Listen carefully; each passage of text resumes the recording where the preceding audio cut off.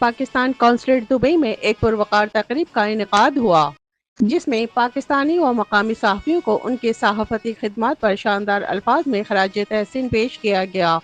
इस मौके पर सफ़ीर पाकिस्तान फैसल न्याज तरमीज़ी की जानिब से मीडिया पर्सन्स को तारीफ़ी असनाद पेश की गईं। तकरीब का इनेकाद counsellor general of Pakistan Hussain Mohammad और प्रेस कौंसलर साले मोहम्मद ने किया।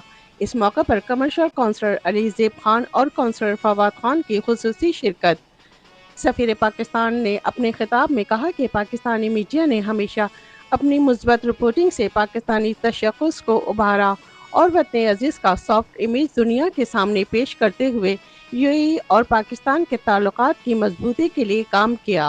मैं आपका बहुत मशकूर हूँ कि आप लोग सारे आए और ये हमारी तरफ से टोकन ऑफ अप्रिसिएशन था, क्योंकि मैंने जो अता किया पिछले 3 साल में, हमने सफारतखाने में, काउंसलेट में, पाकिस्तान मुत्तहदा अरब अमारात के बाहमी ताल्लुकात में, तिजारत में, सकाफ़ती ताल्लुकात में जो बेहतरी ला सके हैं अल्हम्दुलिल्लाह वो लाए। आप लोग ने एक इफ़ेक्टिव पुल का किरदार अदा किया है यहाँ पे, कम्युनिटी के दरमियान भी, इमराती लोगों के दरमियान भी, दूसरे कम्युनिटी के दरमियान भी।